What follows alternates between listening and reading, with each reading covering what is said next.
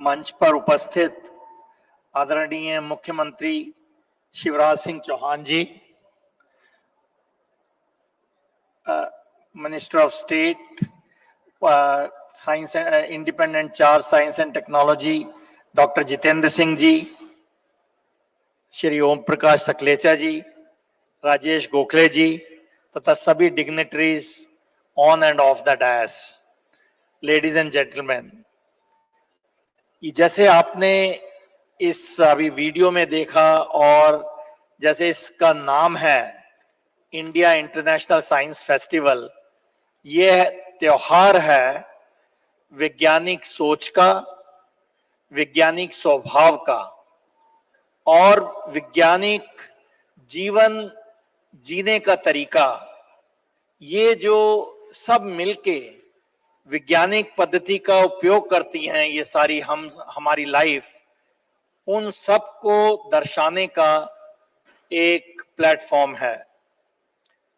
अब आप देखिए विज्ञान क्या है, कौन वैज्ञानिक है। ये नहीं कि जिसके पास विज्ञान की डिग्री है वही वैज्ञानिक है। आप सभी वैज्ञानिक हैं। जो भी आप वैज्ञानिक सोच रखते हैं, रैशनल थिंकिंग रखते हैं, तो अगर आप देखिए कि विज्ञान में भी हम यही करते हैं। We ask a question, we do the background research, then we construct hypothesis, और उसके बाद हम एक्सपेरिमेंट्स करके टेस्ट करते हैं and we analyse the data without बायस।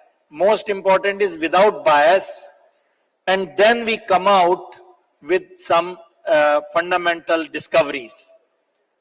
इसमें सबसे जरूरी ये है कि अनुसंधान के साथ साथ आपको एक ओपन माइंड रखना चाहिए।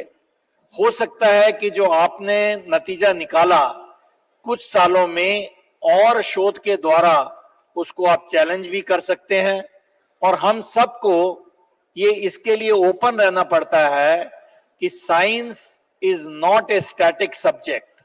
Science really continues with everyday advancement.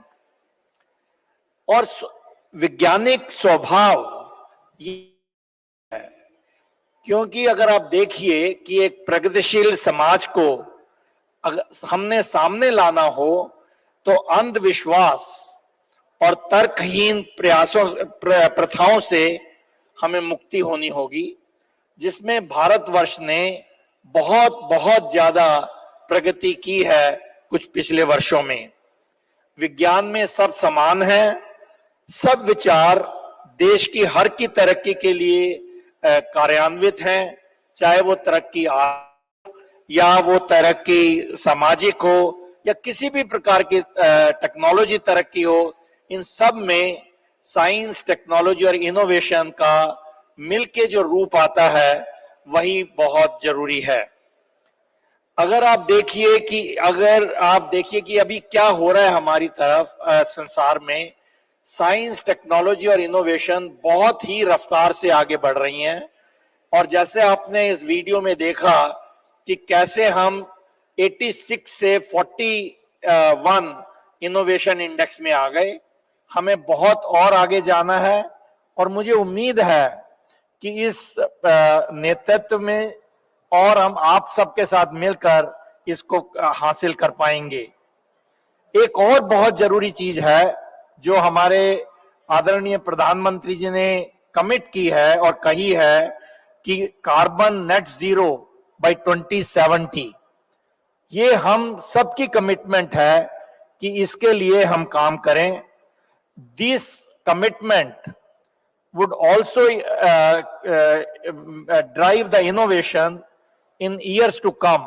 और उसके साथ साथ हमें न्यू टेक्नोलॉजीज को लाना पड़ेगा, ग्रीन सॉल्यूशंस फॉर मैन्युफैक्चरिंग को लाना पड़ेगा, क्लीन एनर्जी को लाना पड़ेगा, वेस्ट टू वेल्थ को और बढ़ावा देना होगा, सर्कुलर इकोनॉमी को अपनी लाइफ का एक पार्ट बनाना होगा, एंड सो ऑन। एंड जैसे आपने देखा 4 जनवरी को ऑलमोस्ट 20,000 करोड़ रुपीस का एक ग्रीन हाइड्रोजन मिशन अभी प्रधानमंत्री जी ने लॉन्च किया। और कई ऐसे मिशन आ रहे हैं। अभी सेमीकंडक्टर मिशन अभी लॉन्च हुआ है, जिसमें हम सेमीकंडक्टर फैब्रिकेशन में बहुत तेजी से बढ़ेंगे और जो अगले कई सालों तक हम सबका ध्यान खींचेंगे क्वांटम टेक्नोलॉजीज, ये मिशन भी शीघ्र ही लॉन्च होने जा रहा है। इन सब से आपको ये बिल्कुल पता चल गया है कि बहुत भारत सरकार का इस साइंस एंड टेक्नोलॉजी पे बहुत ज्यादा उम्मीद है और हम इसको कार्यान्वित करें, समाज के लिए काम करें और देश को आगे बढ़ाएं। इन सब को लेकर मैं इस चीज को यहीं बंद करना चाहूंगा और ये कहना चाहूंगा कि विज्ञान के साथ साथ हमें ये भी रिस्पॉन्सिबल रहना है कि जो भी हम इजाद करें उसकी क्या रिस्पॉन्सिबिलिटी है। सबसे बड़ी चीज जो हर दिन आ रही है, आर्टिफिशियल इंटेलिजेंस, इसको बहुत बढ़ावा होगा, पर इसके साथ साथ हमें आर्टिफिशियल इंटेलिजेंस इन रिस्पॉन्सिबल वे देखना होगा कि हम कैसे इसको लें।